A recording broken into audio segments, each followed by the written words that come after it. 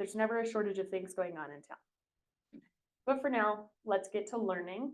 I'm really excited. It's a pleasure to be able to feature our friends and neighbors. And so we're really lucky to be able to hear about this new endeavor from some very hardworking friends of ours. I'm going to invite Kes Ebbs and Lou Wiggin to the podium, and they'll tell us about themselves and what they've been up to lately. So please welcome Kes and Lou.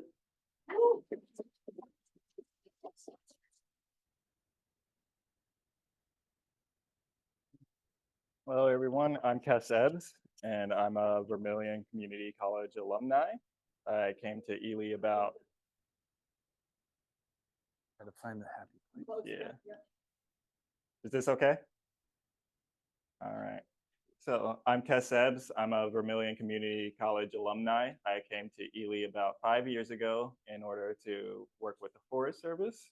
And then I eventually ended up going to VCC after a time, and really enjoyed my college program and trying to assist students enjoy theirs.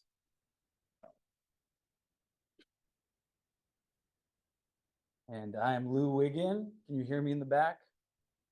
Perfect. And I was the men's assistant basketball coach at VCC last year. Shout out to Tom Coombe. I wouldn't have had that opportunity if Tom Coombe hadn't returned an email when we first moved to town. And Tom. And I was the women's assistant basketball coach this year. Through my experience in coaching at VCC, I was able to connect with Kes, and we came up with the idea to start a nonprofit called the Sage Foundation. I'm going to let Kes take it from here.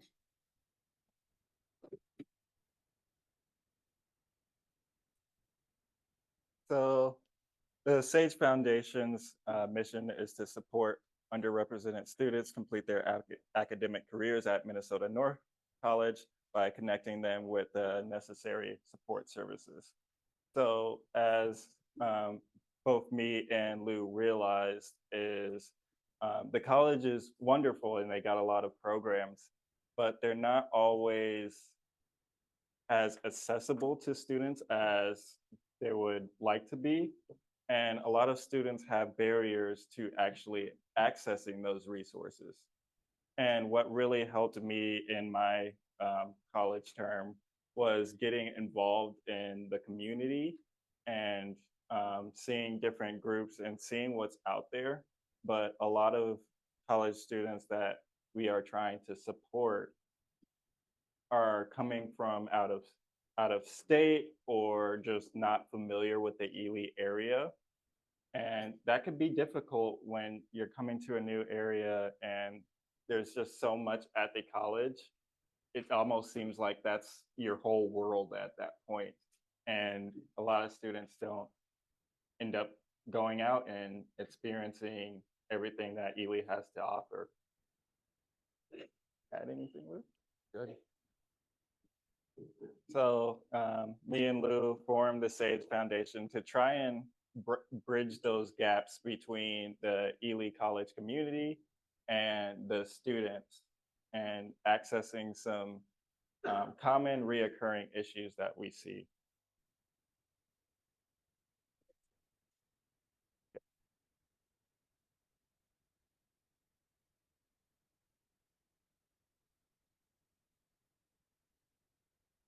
But before we even started the Sage Foundation, we were employed by a group called Project Legacy that promised to do the same thing that we were promising to do and really support these students. But unfortunately, that project failed, and it forced us to make promises to these students that seemed like weren't going to be fulfilled. But both me and Lou said, well, we said we were going to do this, we're going to do this. And so we started the work to get our own nonprofit, and the Sage Foundation is the result of that. And during that time, we recognized that the source of the problem was the disconnect between the college and the surrounding communities. And some of these reoccurring issues are transportation, affordable food, productive activities, and lack of consistent advocates. So what we would see, transportation and food is pretty much what all of this community is suffering from. But when we're looking at the student population and specifically students of color or out of state students, they don't always have access to a vehicle, and they're not sure what services are out there to them and that they will be able to use to kind of fill these needs. And ZUPS is unfortunately very expensive. And for a college student already trying to pay tremendous fees, that's not always affordable to them. And ways we've tried to solve this issues is by connecting them to ELE resources such as the food shelf. And the most common remark I get is when I'm advertising, well, the food shelf is out there, they do it every month. And it's like, well, I don't know if I need that, or like, that's not for me. And I'm like, what? Like, you're part of the community. Like, it's literally for you. So trying to get over those barriers that we see of students kind of thinking they're outside of the ELE community. You're doing great. All right.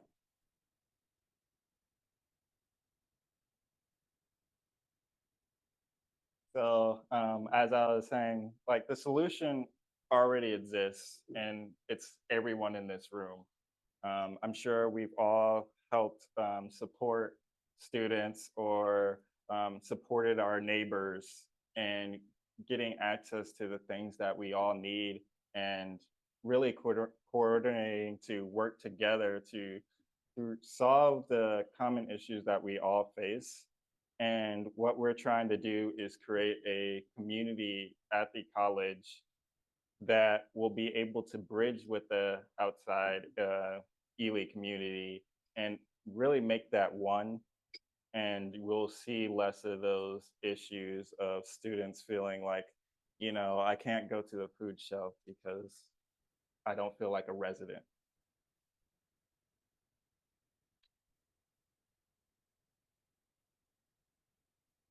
So some of the things we accomplished so far is doing Sunday dinners at the ELE Folk School, doing food drop-offs. Sometimes if they don't feel like they can go to the food shelf, we would go to the food shelf for them, sign them in and say, we're picking up for a student, and, drop off that food. And once we keep doing that, they realize, oh, I've been getting food from here, all this time, and saying, well, this is accessible to me. Clothing drives, as you can see from this picture here, these were actually from a donation from a small business. And we picked that clothes up, and they just had a lot of extras, and we just set it up in the library, like, here are some free clothes for students. And especially our out-of-state students typically aren't ready for what a ELE winter looks like. I know I wasn't when I first came to ELE. When I came, I just saw dog sledding, and I was like, oh, that's cool. And, I came up, and then my supervisor was looking me up and down and was like, is that all you have? So, being that person to be like, okay, you're not ready for this. Let me get you some stuff. So we've got wool socks, hats, a lot of donations from the Sunday dinners of people just dropping off things for students to use. And we've outfitted quite a few students from that. Mentorship, Lou especially is very active with the students and providing them activities that are productive. If you're just sitting alone in your dorm, you're probably not doing the best activities that you can do. So we are trying to get them more in outdoors and experiencing the North Woods, which is what I really like to do and what brought me to Ely. So we're trying to share that same love with these students and connecting them with jobs. A lot of students just have numerous student loans. They're struggling to make payments on like phone bills and things of that nature, and just connecting them to work where it could fit their schedule and say, hey, we have a small project, we need extra hands, and saying, well, that sounds like something that a group of students could accomplish, and rounding it up and say, you want to work for a day and earn a little bit of cash. And then offering emergency transportation to a lot of students who want to come here or um, get here are flying in from Duluth, and then the transportation just kind of stops from there. And we've gotten calls from Minneapolis to say, hey, I'm trying to come up to Ely and, I can't find a flight. And I was like, yeah, you're not gonna find a flight. So we have driven students up to Ely, driving students to Virginia so that they're able to go shopping. And that's a essential thing that comes up regularly. And we are trying to work with Cheryl Boyes, and she's been gracious enough to offer Ely Ride Service and having an account there to really help students go back and forth from Sunday dinners or any other community activity.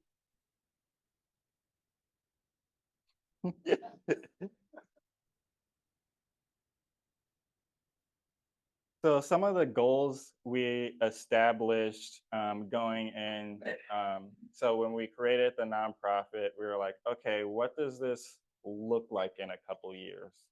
Well, we could provide the academic support, and we could do these food service and hopefully solve a lot of issues, but we got to see where we're going. And some of these goals include establishing a mentorship program, establishing internship programs with local businesses, inspire volunteerism and community participation, and keeping students in Ely.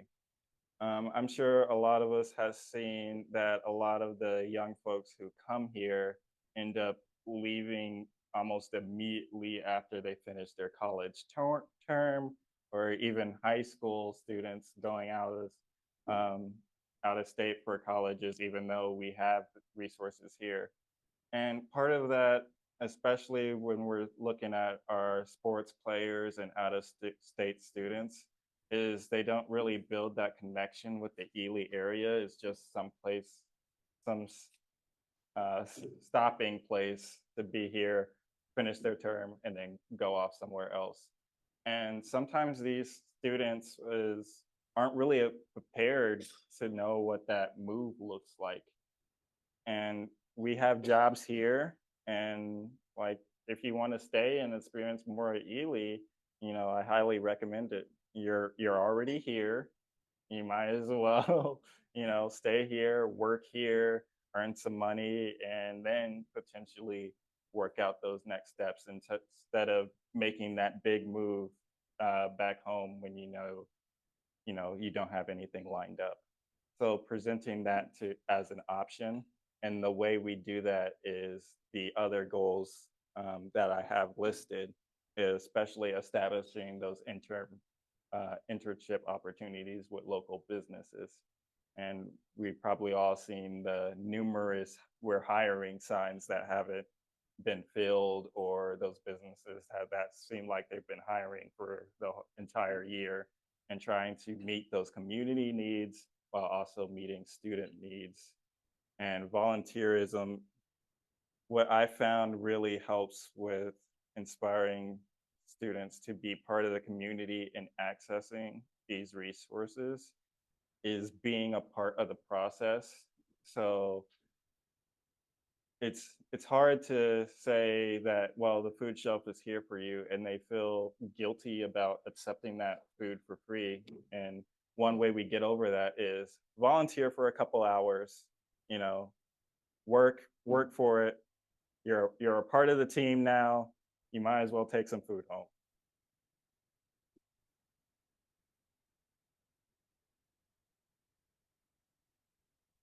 So creating a nonprofit was not an easy process, and what we really need at this moment is funding for basic operations. We want to get a website, a vehicle, insurance, and making and staff hours to make sure that we could make this a long running program and not just a one-off 1 year program where it's going to die down when the funding dies down.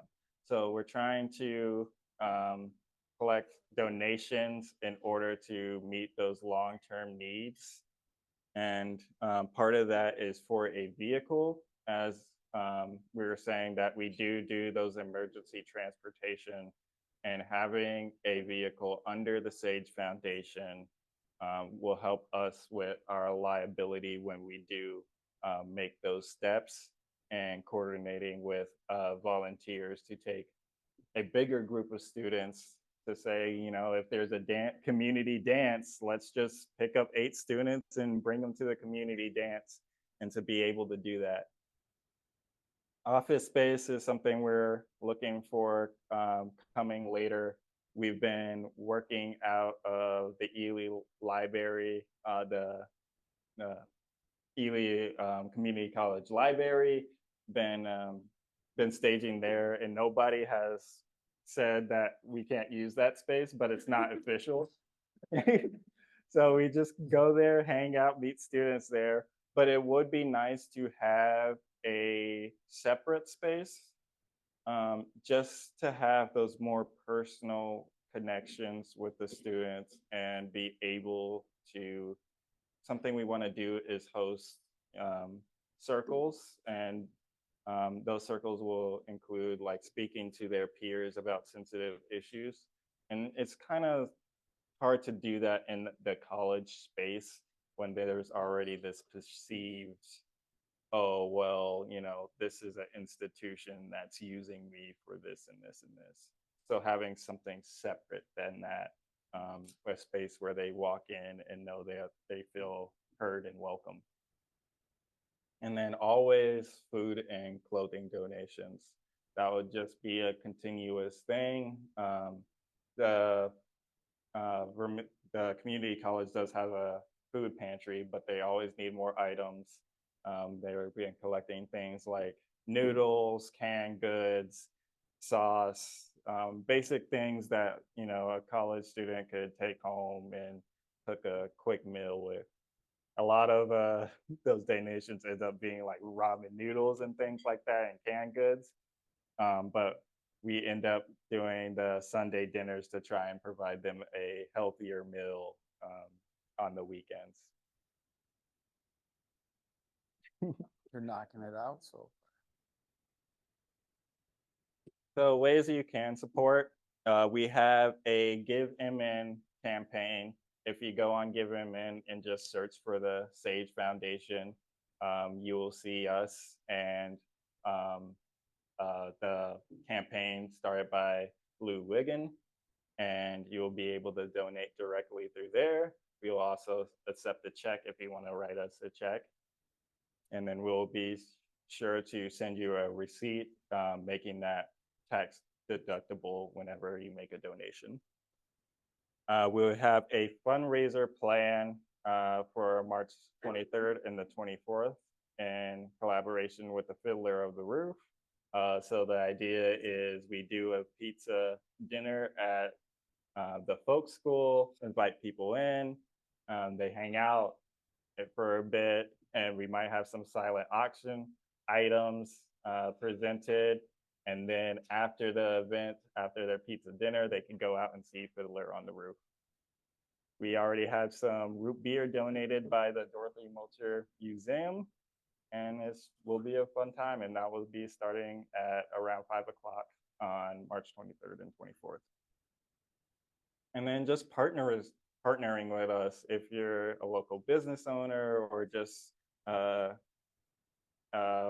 person who's active in the community and you want to take a group of students out to share what you do and what you enjoy.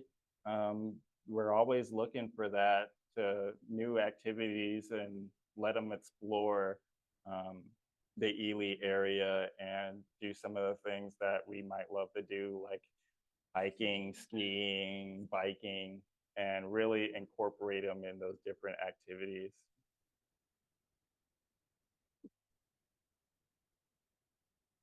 Do this one. So yeah, Kes went over a little bit of our fundraising coming up on Sunday, March 23rd. We're going to be doing some artisan pizzas and then a silent auction. And we are right now accepting any donations. If anybody has a spare Duluth pack or an old canoe that they want to donate to the silent auction, feel free to let us know. We are currently in the process of applying for and researching grants for the upcoming school year. And again, if any of you have any feedback, any questions, any concerns, after we're done here, I want to open this up to the group, because it's really important to us that our foundation is interactive with the community. And with all the wonderful minds and wonderful community that we have here in Ely, it takes a village. And we want to be able to utilize the village that we have here to make this organization as strong as possible. Okay. So I want to give you our email address, because I see that it's not up there. It's sagefoundationely@gmail.com. And if you have a donation, if you have an idea, if you have a question, if you have feedback, we'd love for you to connect with us, because I love connecting with all of you. And a lot of you probably have some very, very good ideas and a lot of wonderful history. And we want to be able to learn from you as well. So at this time, we would love to open it up to any questions, any ideas, any feedback that anyone has. I will ask. Ooh, I don't want that. One moment. Testing. Okay, I'm just gonna ask that you do your comments into the microphone, because that might help our Zoom audience. And this is being recorded so that the Sage Foundation can put this message out there to others who weren't able to be here today. But I saw, Becky, you had your hand up.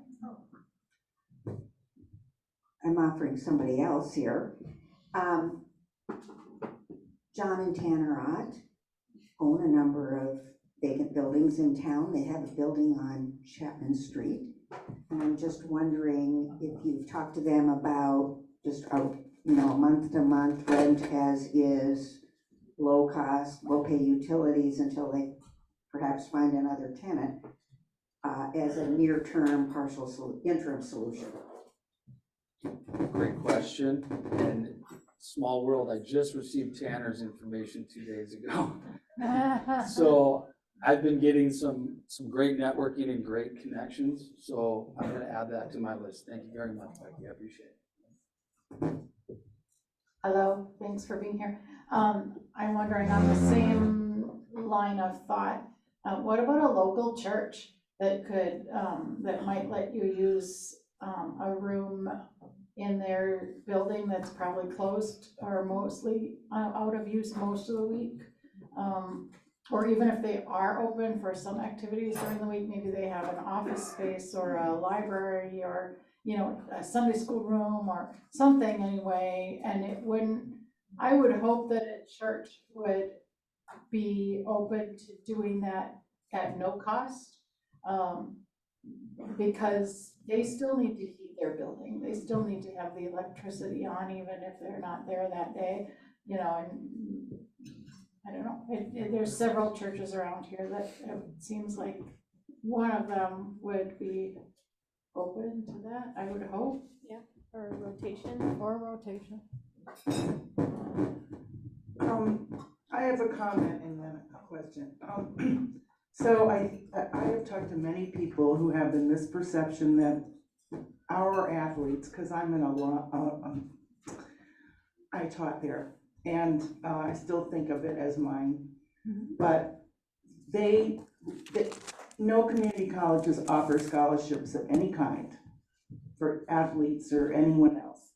So, and many of these students are paying out of state tuition, which is higher than what you pay in state. And I want to say one thing about food. They're all probably on a meal plan if they're living on campus, and not all of them are living on campus, but the kitchen is closed on weekends.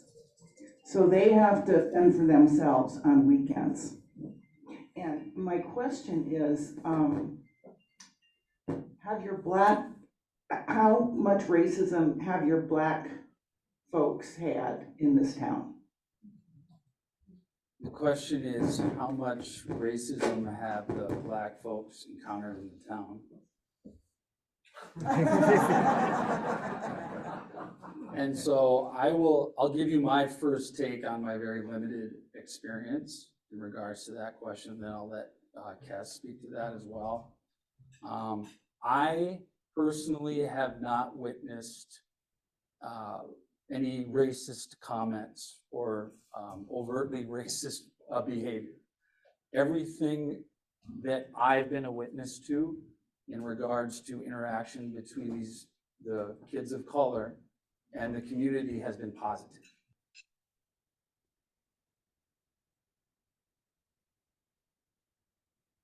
So just from my personal experience, the community is very welcoming, but there is a bit of a perception bias with most of our Black students being athletes. It kind of creates this bias that they're only here for athletics.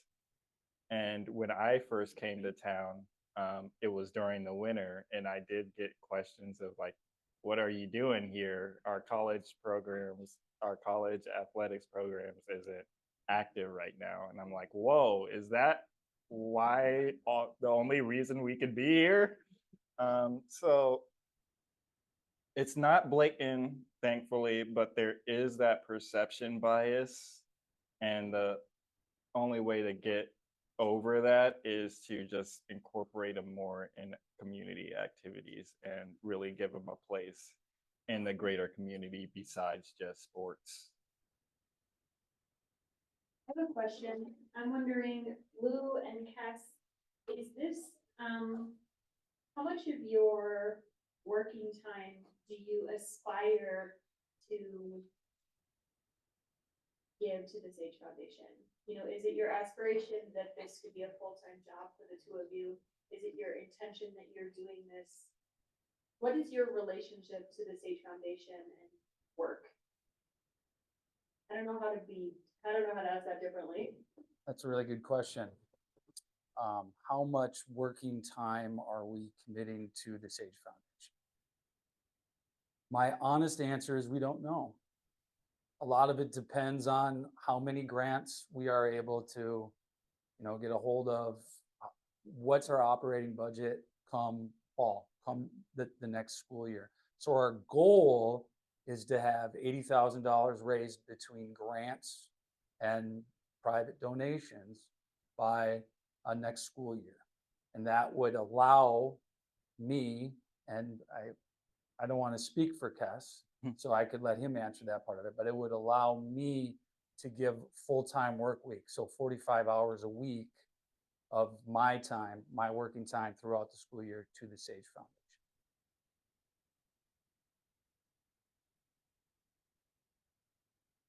So I currently, so how it's run right now is it's been a lot of our personal times, like taking off of work to make sure this program is running. And I really want to meet that goal of that 80,000. So we appointed Lou as an executive director, and he could be continually on staff and available for students. I am currently serving the role as the president of the Sage Foundation. And I'll be certainly a part of every board meeting and be coordinating with Lou. But I do want to dedicate at least 20 hours of my time to the Sage Foundation each week. Cool. I want to add to that I ask in part because I was having a really, I was at that conference recently with Cindy Smika, and I made the joke, like, I wish we could just create jobs out of thin air. And she laughed because it was a joke, but she also said, you can, right? We're a community where we want more of our neighbors to be gainfully employed, and we have two hardworking, passionate people who are willing to do the work up front to prove to us how capable they are. And if we collectively are able to help them raise their goal amount of funds, we can create jobs out of thin air for the people in our community who are capable of doing them, which is everyone. We're all hardworking people. So I just want to give an extra plug to you guys and really encourage people to be as generous as you can, because we want these folks to stay as well, right? Yeah.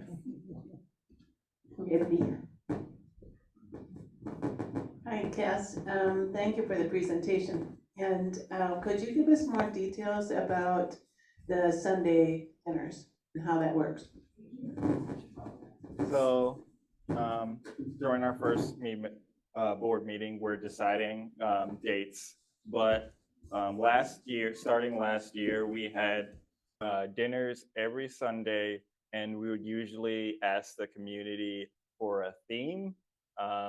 We've done pizza dinners, we did egg rolls, we did a Thanksgiving theme through donations that we have collected, and inviting community members to that space to join us. And the students always show up fashionably late. But it provides a meal for them and community interactions where it's just, us and the students hanging out. Sometimes we take the board games out and really have a fun time. And we have a Facebook page where we will be advertising those dinners as they progress. I just want to add, really grateful to the Ely Folk School. They have essentially donated space for us to use on Sundays. And what a beautiful space, first of all.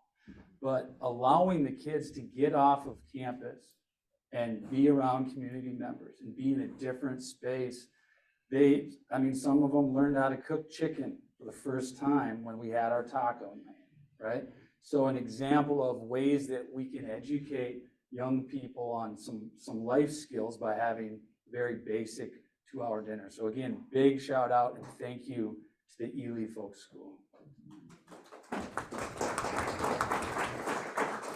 You have mentioned several times your board. Tell us more. Well, we have our treasurer of the board is here right now, Elizabeth Chapman. She's an employee of Vermilion Community College. We recently had our very first board meeting. And so we can publicize, and I believe it's on our Facebook page, right? We also have a Facebook page. I always forget about that because it's not on Facebook. How many people will be on the board? Well, right now we have 10 board members. Wow. Yeah. We did dedicate 12 spots, so there is 2 spots available. There are 2 spots available on the board. We currently have 10 board members. What can we bring to the Sunday dinner if we want to bring food? Great question. I mean, if we know the theme ahead of time or whatever. So we created something called Sign Up Genius. Are you familiar with this? Mm-hmm. And that is allowing us to, in advance, our hope is to be prepared enough to be 2 weeks in advance of every Sunday dinner to have a theme. And then we can interact with those in the community who wish to bring food.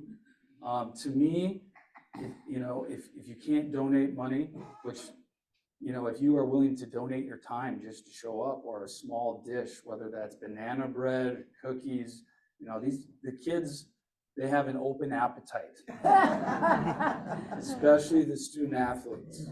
So we will eat anything and everything and be grateful for what's brought. Thank you. Question back here? Thank you, both of you, for being here, and I want to thank the Boundary Waters Connect. I mean, that's what community is about, connecting and sharing issues and activities and events. Two things came to my mind as you were talking: housing and jobs. I'm wondering whether there are students at the college who would be interested in working here this summer, or, you know, on longer than that. And I know the issues of housing and jobs always comes up. I don't know if enough is being done in the future and even now on communicating. And I'm thinking of two things: tomorrow night and also tonight. Tomorrow night is open communications with Adam Bisbee at the Ely Folk School, 6 p.m. And it would be really great if you and some of the students attend and voice some concerns and issues that Adam can bring to others. And there are different people who go to open communications and sharing ideas. So I'd like to suggest that. And again, it's open to all, that the students come. The other thing is, tonight, and I forgot to mention before, at the city council meeting starts at 5:30. There's going to be a proclamation tonight. The mayor, Heidi, is going to make a proclamation about, I believe it's March being Sexual Awareness, Harassment Awareness Month. I forgot the verbiage, sorry. But anyway, that is an open area for you guys to go and explain and talk about things, make people aware. It is recorded, broadcast, but also that the council members be aware. A different group of people, sometimes they attend here, not, but talking about, they're just presenting, just like other things have been presented, and maybe you'll be able to get some feedback or comments or contacts afterwards. So thanks for being here. Okay, thank you. Thank you, Frederica. And then Elizabeth, right? Chapman? Yeah, happy to be here. This is my first Tuesday group, so it's nice to see you all. I have the opportunity to serve on the Vermilion Campus as the foundation director. So I just wanted to clarify for our alumni in the room that the students who do come on campus, if they are eligible academic-wise, we do have many scholarships available. So I wanted to clarify that point. The scholarships are not available just for athletics, but they are available. We gave over $140,000 away to students for academics. And of course, all the students that the Sage Foundation supports, we're encouraging them to apply in that. They do need a lot of extra assistance because they have maybe never filled out an application before in their life besides coming to college. So there's been some conversations that I've never filled out a scholarship form before. Do you think they'd ever give me any money? And Lou, Kes, and I are like, yes, we would be happy to walk you through that process. So I'm happy to serve on this board, and I'm excited that they're here today, and it's very nice to meet you. If you have any questions about my role in this project, please contact me. Wonderful. Thank you very much for clarifying that. Hi, I'm part of Ledge Rock Community Church in town, and I should have mentioned this earlier about the community events going on this weekend, but the third Saturday of every month during the calendar year, they do offer a free meal to the community. It's for anybody, so especially for your students. I would like to point out that is coming up this Saturday. It's held from 5 until 6:30, and it's a pretty good meal. I am the baker, the official baker, so there's always good baked goods. So that, again, open to everybody. Awesome. Thank you. Mr. Tuft. Well, I would like to piggyback on the advantage of that is it's only like 2 blocks from the college Right. or so. So it's an easy access location. And like Carol, I used to teach at the college for years, and I think there's opportunities going both ways for the community to provide things and team up with the college also providing it, because my experience is a lot of the community has never been anywhere beyond either the theater or maybe the gym to watch a game. And so there's a bit of a discussion about planning an event, and I talked with some people about it last week in the fall. That would be a welcome to Ely or welcome to Vermilion, however you want to create it. And it'd be nice for next fall to have an event that really was open not only to the college but to community members. And some of you remember or may have been a part of those kind of community participation corridor is essentially what it was by the cafeteria. In the cafeteria, they would have tables in the fall. Lots of times it was the churches that were there, or others in the community that provided community services. But I just would say that that was kind of minimal considering what we have for community action here. It could be an entire day, could be a Sunday or something. You could fill the gym and you could have presenters at the college because there's not classes going on or those types of things. And so it could be both encouragement to the community to appreciate what the college is or understand it even. And at the same time, students and anybody could meet all of our community organizations and things that wanted to participate in something like that. So, including people that aren't from here. And one other thing about jobs is just a community observation is that after school starts in August, in some respects, the community starts to shut down in September and October. And part of that is because employees go back to school and you don't have workers. We still have a huge tourism interest in this area in September and October, yet we don't serve that. And if there were, people looking, and a lot of it's weekend activities, so if there were opportunities to hire people, even on a part-time basis, just in the fall after they arrive, it would help the new students who've never been here before get introduced to the community and be a service, and it would serve the employment needs of the community potentially. Wouldn't be easy to create, but it would be something to grow kind of the, in my world, the appreciation and experiencing the outdoors, which is so great in September and October. I mean, no bugs, right?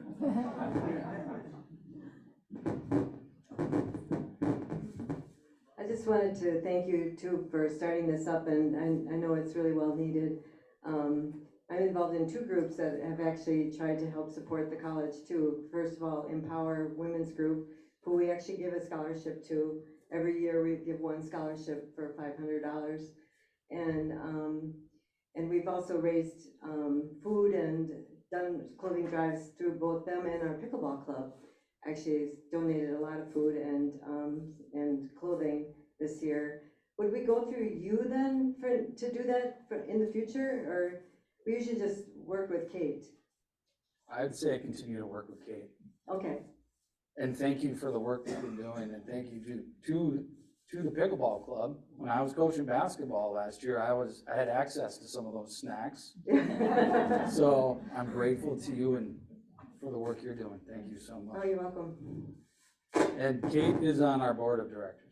Okay. FYI. Nothing like back on Sunday dinners, but about how many students go? Well, 1 week we had 2, and 1 week we had about 70. Okay. 70. So Well, I could see how it would wasn't vary, very but I was consistent. just thinking that, nothing like bringing one banana bread when there's gonna be 45 people there. That's a really good point and a really good question. Our challenge was that Project Legacy, the nonprofit, dissolved at the end of November. And so we essentially ran out of resources. So we really had a quiet period where we were just, Kes and I were just kind of doing this on our own time. contacting students on our own and asking them if they wanted to come to dinner. But when we had the resources and we were able to market it through the school and connect with the coaches, what we found is, you know, networking with the coaches, whether that was a Ledge Rock meal, which I've also been to, the coaches would do a great job of connecting with the students, student athletes, and then, you know, organizing rides to get there on Sunday. So our goal is the upcoming school year to have at least 25 kids per Sunday. That's our goal.